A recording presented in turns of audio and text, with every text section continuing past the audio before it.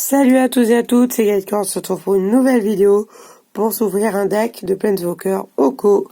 Donc c'est parti, on se met dans le tas. Comme d'habitude, je vais vous faire en avance, mais j'ai pas regardé.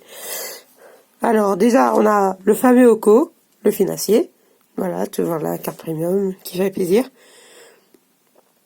Donc mettre 2 marqueurs +1/+1 sur une créature, ça passe. Le 0 jusqu'à la fin du tour, il devient une copie d'une créature ciblée qu'on contrôle. C'est fort. C'est fort quand t'as... Genre, vous savez là, la grosse patate là, qui a le piétinement, genre, je sais pas, une Galta, 12-12. Ben, tu copies, c'est pas mal, quoi. Et -7, ben, je vous laisse lire le -7, hein. C'est juste cheaté. Non, vraiment. On voit qu'elle a été basée sur une carte bannie dans presque tous les formats sauf Legacy, quoi. Préservateur né des friches. Donc, il a flash et portée, donc tu peux jouer en tour de l'adversaire. Il a portée, il peut bloquer les créatures que l'on le vole. À chaque fois qu'une autre créature non humaine arrive sur le champ de bataille sous votre contrôle, vous pouvez payer X. Quand vous faites ainsi, mettez X marqueur +1/+1 sur cette carte. Ouais, c'est bien ça, des proliférations, quoi. Donc, retour du langue bestion. Donc, c'est Garruk, c'est un Planeswalker. Choisissez l'un, piochez un nombre de cartes égal à la force la plus élevée parmi les créatures non humaines que vous contrôlez. Et l'autre effet, c'est les créatures non humaines que vous contrôlez gagnent +3/+3 jusqu'à la fin du tour. Très bonne carte. Enfin, à condition qu'on ait beaucoup de cartes bourrines derrière. Hospitalité selon Oko. Parce qu'évidemment, c'est un petit fourbe dans le lore, hein. Si vous suivez Magic C'est Chic, vous connaissez. Les créatures vous contrôlez ont une force et une endurance de base de 3/3 jusqu'à la fin du tour. Vous pouvez chercher dans votre bibliothèque et ou votre cimetière une carte appelée Oko, le financier, la révéler et la mettre dans votre main. Et voilà. Donc, c'est pas mal. Mais que dans le deck de Planeswalker, quoi. Le géant de tige de haricots. Ça, c'est une carte correcte. Donc, c'est une aventure. Donc, soit tu joues directement en créature et tu peux pas faire son effet d'aventure. Soit tu joues en aventure, puis après, tu peux jouer qu'en créa. Donc, voilà. Je vais vous lire son aventure. Donc, son aventure, c'est pour 3. Cherchez dans une bibliothèque une carte de terrain de base, mettez-la sur le champ de bataille, mélangez votre deck. Ouais. La force et l'endurance, maintenant, là on passe à créa. Donc cette carte a une force et l'endurance égale au nombre de terrains que vous contrôlez. Donc pour ça qu'il faut faire l'aventure. Vandal Faeri. Parce que ça se prononce Faeri. C'est pas... Voilà, donc en x2. Une 1-2 qui a le vol et le flash. À chaque fois que vous pêchez votre deuxième carte chaque tour, mettez un marqueur +1/+1 sur elle. Donc un bon deck prolifération des familles, quoi. Pour 4, c'est une 1-5. Donc ça, c'est vraiment la carte qui va faire chier votre adversaire au niveau défense. À chaque fois qu'elle attaque une autre créature à chaque fois qu'elle attaque une créature non humaine attaquante ciblée, ne peut pas être bloquée. Voilà, on est toujours sur les bonnes patates de forain. Du coup, elle est jouée en x2. Il y a beaucoup de x2 dans ce deck, j'ai l'impression. Alors, pillarde de grimoire. Oups, bon bah tant pis, je la ramasserai tout de suite. Quand la pillarde arrive sur le champ de bataille, pioche une carte, donc ça va très bien avec la carte précédente, en x3. Je vais d'ailleurs ramasser très vite la carte qui est tombée. Bon, on reprend. Alors, celle-là, c'est son coup de son aventure, c'est la créature ciblée gagne +2/+2 jusqu'à la fin du tour. Ouais. Et sinon, c'est une 3-2 pour 4. Donc, parce que dans un deck, il faut bien des cartes qui puent la merde dans un préconstruit pour qu'ils s'y retrouvent aussi, hein. Du coup, elle est jouée en x2. Non, x3. Voilà. Mais celle-là, il faut la remplacer dès que possible. Gardien des fables en x2. Pour 5, c'est une 4-5 qui, à chaque fois qu'au moins une créature non humaine que vous contrez inflige des blessures de combat joueur, piochez une carte. C'est pas mal. C'est pas mal. En plus, on joue prolifération, des trucs qui piochent pour faire du card avantage. Alors, il y a un Sylvain de Tuinval. Pour 6, c'est une 6-5. Donc, créature correcte, mais sans plus. Sur l'aventure, pour 4, mettez 2 marqueurs +1/+1 sur la créature ciblée. Donc là, on est encore sur une carte qui est pas forte. Mais bon, c'est un deck de Planeswalker, donc voilà. Faut bien des cartes pas fortes, hein, parce que sinon, comme je l'ai dit, il s'y retrouve pas. Donc 3 pixies de Marafeuille. Donc, pour 2, c'est une 2-2 qui a le vol. Et tu engages, tu ajoutes un mana vert ou bleu. C'est une très bonne carte. Très bonne carte. Donc c'est pour ce genre de bonne carte qui met des nuls. Parce que voilà, il faut bien... Alors, 4 complices Zoko. Pour 3, c'est une 2-3 vol. Ouais.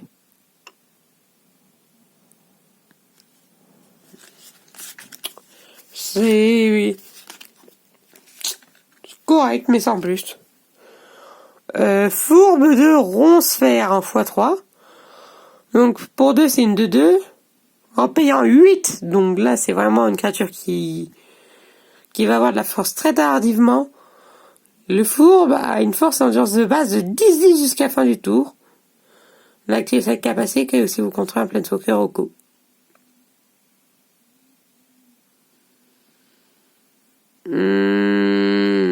Pas terrible. Genre, son 8, il est pas terrible parce que c'est jusqu'à la fin du tour, c'est pas définitif. Donc, prolifération de c'est mort, quoi. Donc, il y a 4 chutes de bois épines. Donc, elles arrivent engagées.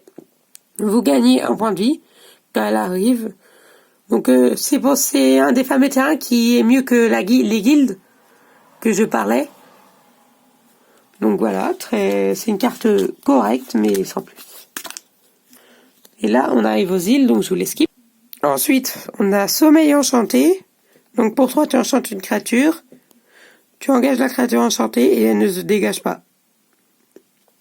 Tant qu'elle est là, évidemment. Donc c'est fort. C'est fort, mais ça est très lent et surtout s'il a un bounce, donc un truc qui renvoie à la main. Pas terrible. Donc c'est situationnel. Donc il y en a 3.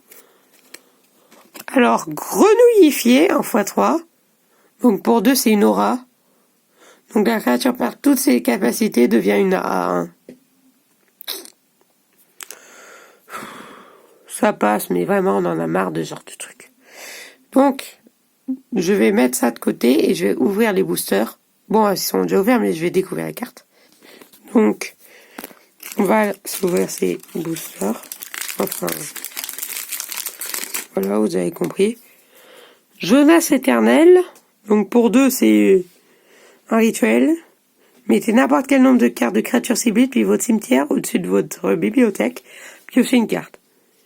Bonne carte. Contre les decks meules. Même si les decks meules ne sont malheureusement pas joués. Parce que moi, j'aime bien les jeux cancer, voilà. Mais bon, c'est une bonne carte. Mais en même temps, cette extension, les joueurs râlent parce qu'elle est trop forte.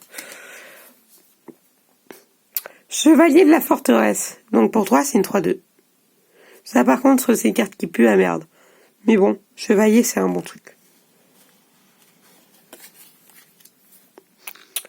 Prophète du pic. Pour 6, c'est une créature artefact. Et c'est un chat. Il a vraiment une tête de chat. Genre, moi, je vois un cerf et un lion, quoi. Genre, un lion qui a des cornes, quoi. Bref, quand il arrive sur le champ de bataille, regarde. C'est fort. Mais sans plus. Juste fort, voilà. Vite fait. Glouton fièvre sang.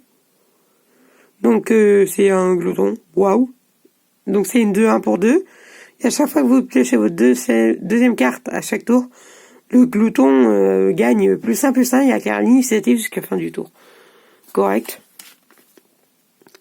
Paladine de Locthwain. Pour 4, c'est une 3-2 qui a la menace. Et inflexible. Si au moins 3 manas noirs ont été dépensés pour lancer ce sort, ok, donc elle a sur le champ de bataille un marqueur +1/+1. Donc ça ferait une 4-3 menace, qui serait correct, mais toujours sans plus. Le trébuchet à soufre, pour 3, c'est une 1-3, qui a le défenseur et la portée. Donc tu peux l'engager et infliger un blessure à chaque adversaire, et à chaque fois qu'un chevalier arrive sur le champ de bataille, sous votre contrôle, dégage-la. Donc deck chevalier, voilà, sinon c'est pas fort. Mais chevalier, ça peut être bien. Alors, mettez un marqueur +1/+1 sur chaque créature que vous contrôlez. Il est inflexible si au moins 3 mana blancs ont été dépensés pour lancer ce sort. Les créatures que vous contrôlez acquièrent la vigilance. Bonne carte. C'est comme... Ah, je sais plus si on l'a passé, mais bref. Regarde la nature. Choisissez l'un, détruisez l'artefact ciblé, détruisez l'enchaînement ciblé ou exilez une carte ciblée depuis un cimetière. C'est une bonne carte en ce moment.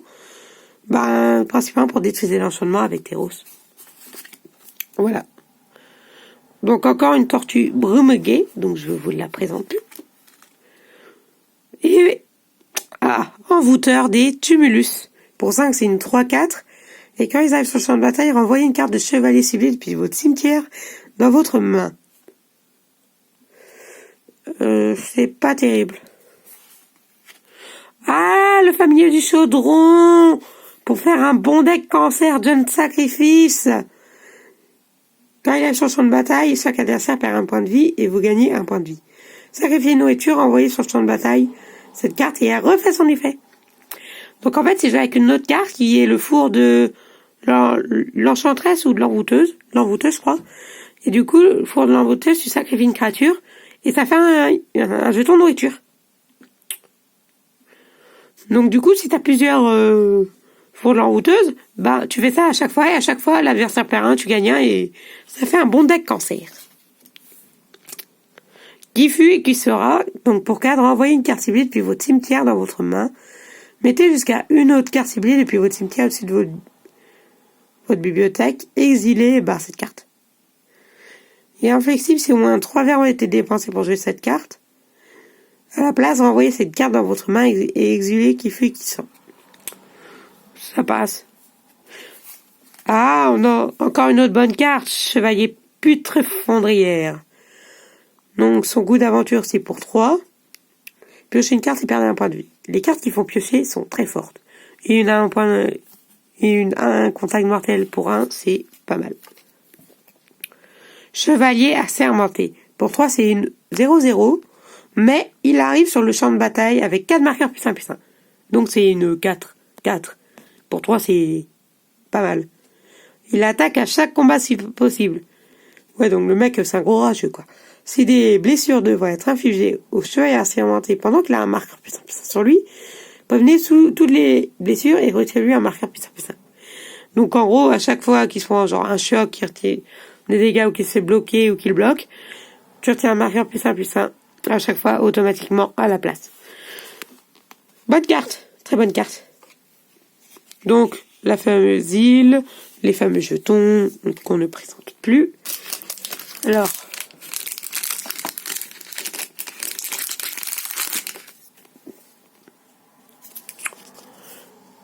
forteresse errante. Donc pour 7, c'est une 5-7 qui a le défenseur, donc elle peut pas attaquer.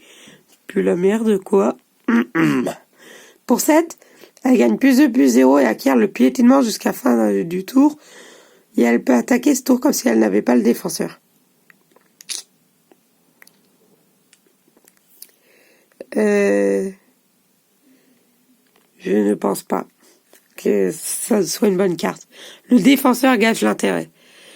Traqueur de bois sauvage. Donc pour 1, c'est une 1-1. À chaque fois qu'il attaque ou bloque, si vous contrôlez une autre créature non humain, il y a une +1/+1 jusqu'à la fin du tour. C'est bien.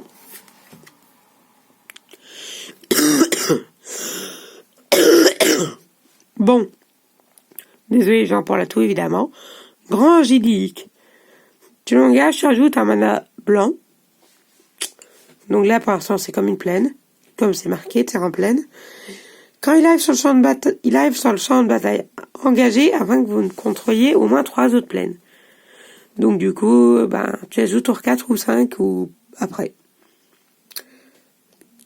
Quand il arrive sur le champ de bataille dégagé, donc là forcément tu joues après avoir au moins 3 plaines, quoi.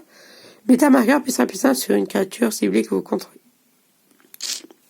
Ça passe. Ça passe, mais vite fait. Une option. Je vous laisse regarder. C'est une très bonne carte.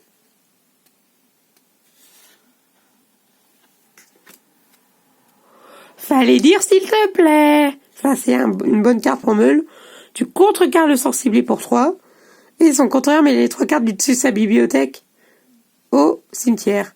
Ah bah c'est marrant, l'adversaire va se mêler 3 cartes, je lui contrecarre. Ah bah s'il a pas de somme après ça...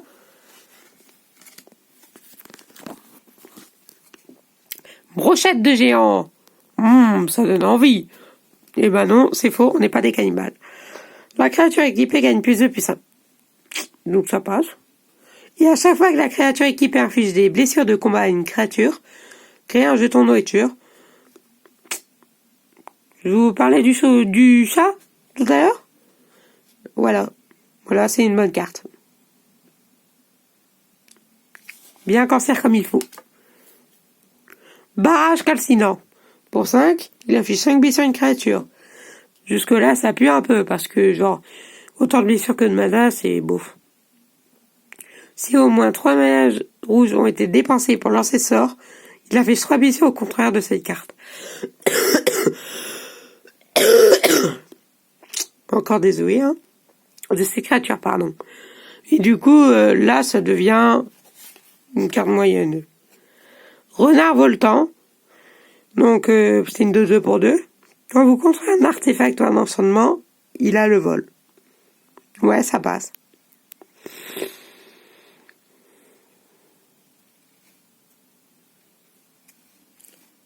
Alors, encore le Sylvain, qui pue un peu. Alors, tout minuscule, pour 1, c'est une flash en charge de la créature. Elle gagne -2/-0 la créature enchantée. Et elle gagne -6/-0 à la place sans que son contraire a au moins 7 cartes dans son cimetière.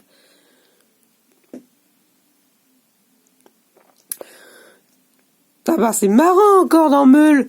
Ah bah dis donc. J'adore Meule, mais bon. Il me manque encore un four pour jouer. Donne sacrifice autrement. Donc, pour 3, c'est une 2 de vol si tu joues pas son aventure. Donc voilà, ça pue un peu. Pour 3, donner avis. L'artefact non créature ciblée que vous contrôlez devient une créature artefact 0/0. Mettez 4 marqueurs +1/+1 sur elle. Donc c'est plutôt pas mal. Donc voilà. Balai de sorcier. Donc pour 2, c'est une 2/1. Et à chaque fois que vous sacrifiez un autre permanent, vous pouvez payer 3. Si vous faites ainsi qu'un jeton qui est une copie du balai de sorcier. Ça passe. Sans plus. Pour ça que c'est pas joué. Chevalier immortel. Pour 4, c'est une 4-2. Ça y a été. Donc tu dis 4-2, ça pue, mais avec la CRT, une qui fait 4 de dégâts directs, c'est plus pas beaucoup. C'est plutôt pas mal. Et quand vous gagnez des points de vie pour la première fois chaque tour, envoyez cette carte sur le terrain depuis votre cimetière. Enfin non, c'est dans votre main. Désolé pour... je parle un peu vite. Mais c'est super fort parce qu'en gros, si tu dois forcément sacrifier une créature, encore évidemment John Sacrifice, bah... No suicide. Le grain, le méchant loup. Pour 4, c'est une 3-3. Attendez, je vais...